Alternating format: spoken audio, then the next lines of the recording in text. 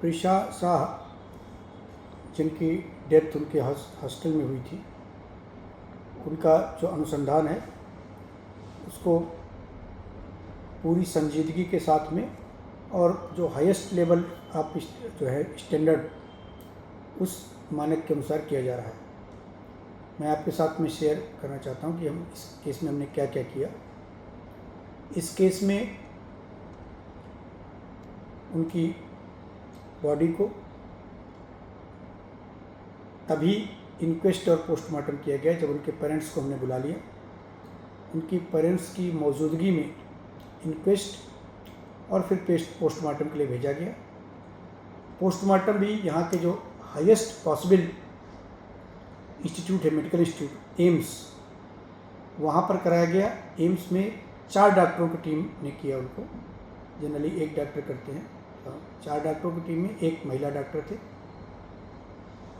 हमारे पास एक उनकी रिपोर्ट भी आ गई है। रिपोर्ट में कोई चीज़ अभी तक संदिग्ध नहीं पाई गई है। कुछ हमारी क्वेरी हैं जो हम अभी क्वेरी करेंगे पोस्टमार्टम रिपोर्ट में।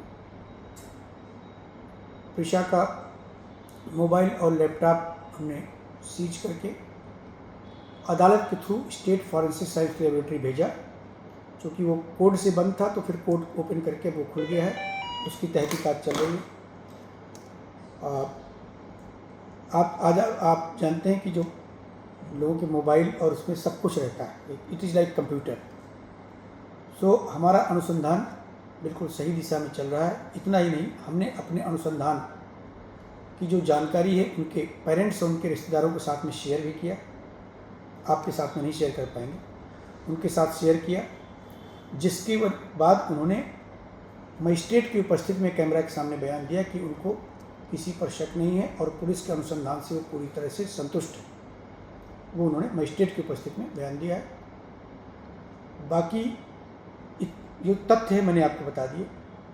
इस पर अनुसंधान हमारा आगे चलेगा, तब उसमें हम कंक्लूजन करेंगे। कंक्लूजन में हमको सारी परिस्थिति, अगर ये सुसाइड है तो किस वजह से है, अगर ये सुसाइड नहीं है तो क्या किस परिस्थिति में मौत हुई, इसको सपोर्ट करने के लिए कौन सी डिजिटल एविडेंस हैं, कौन सी डॉक्यूमेंट्री एविडेंस हैं, कौन से सर्कमस्टांशियल और दूसरे लोगों के बयान कौन से हैं, और उनकी मेडिकल रिपोर्ट क्या कहती है, पोस्टमार्टम रिपोर्ट, इन सबको साथ में रख के फिर उसके बारे में कंक्लूजन किया जाएगा। तो ये मैंने आपको अनुसंधान बता दिया।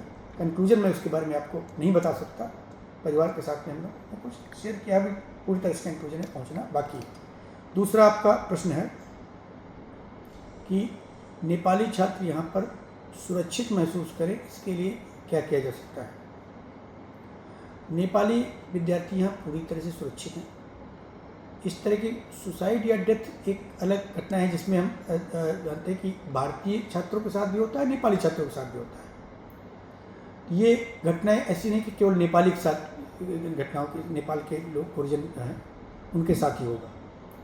जो जिस वजह से उन्होंने असुरक्षित महसूस किया था वो दूसरी वजह थी। अगर आपको याद हो, जब यूनिवर्सिटी ने छात्रों के कुछ जबरन आंदोलन के बाद ऐसा डिसीजन लिया कि नेपाल मूल के लोग, साइन डाई प्रायः होता है हर जगह, यहाँ की यूनिवर्सिटी, कई यूनिवर्सिटी हैं, ये कहीं अगर ऐसा कुछ बवाल हुआ तो कुछ दिन के लिए जाते हैं, लेकिन केवल नेपाल के लोग गए, इससे वो लोग असुरक्षित महसूस किए, बाकी चीज़ों से नहीं। जिस दिन मैं उस अभी छात्रावास में प्रशाक में पहुंचा था तो बड़ी तेज़ लड़कियों की हंसने और उसकी आवाज़ आ रही थी, तो देखा कि बाकी सब अपने अपने चीज़ में मगन है, मस्त। लेकिन ये जो उनमें असुरक्षा आई थी वो यूनिवर्सिटी के इस वाले कदम से बाद आई थी, जिसको दुरुस्त कर दिया गया है। यहाँ के स्टेट गवर्नमेंट ने इसमें हस्तक्षेप किया, यहाँ के शिक्षा विभाग ने हस्तक्षेप किया, जिसके बाद उन लोगों ने उसको वापस लिया अपना आदेश, और बच्चों के घर में कांटेक्ट करके उनको टिकट करवा के गाड़ी भेज के यहाँ तक लाए, और अभी सब पूरे के पूरे हैं और उसमें रह रहे हैं। तो जो असुरक्षा का है वो उस वजह से था कि उनको जाना पड़ा था। तीसरा, भविष्य में ऐसी घटना न हो इसके लिए आपकी क्या योजना है। ऐसी घटनाओं को हम कम कर सकते हैं, लेकिन मैं ये बता रहा हूँ कि सुसाइड न विश्व में न भारत में पूरी तरह से अभी तक कोई ख़त्म करने का कोई गारंटी बनी नहीं है। लेकिन उसके कारणों को लगातार हम जांच करके कैसे कम से कम करें, क्योंकि हर जीवन मूल्यवान है। तो उसके लिए आप लोग कल यहाँ पर हैं क्या? जी तो कल हम आपको एक कदम क्या क्या उठाने हम आपको शाम को बुलाएंगे, जिसमें नेपाल और बाकी लड़कियां भी जो हॉस्टल में रहती हैं जी वो हमारे कॉन्फ्रेंस हॉल में शाम को 4:30 बजे आएंगी। और उनका 2 घंटे का टॉक है कि किस बात पे है, उनकी क्या सोच है,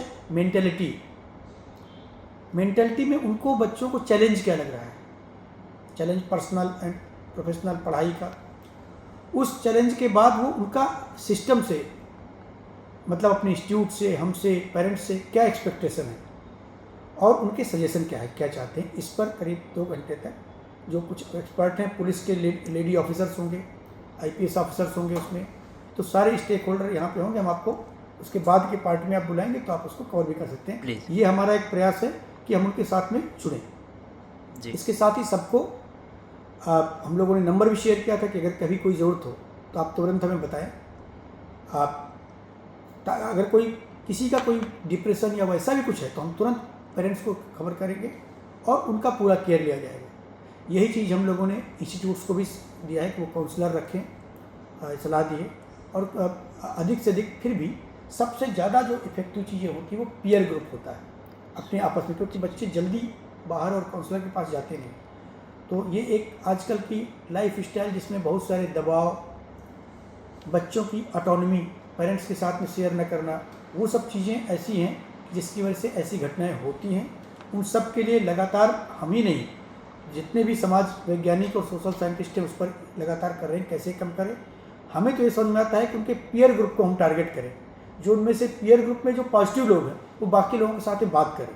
तो हमने वहाँ सलाह दी कि आप हर हफ्ते कम से कम नॉर्मल कोई भी टॉक खाना खाने के बाद उधर 1 घंटे का हॉस्टल में करिए, तो दैट सब जो बातों से बहुत सारी चीज़ निकल जाती है। और इसके अलावा अगर कोई नीड में है तो आप उसको तुरंत मेडिकल सहायता उपलब्ध कराइए।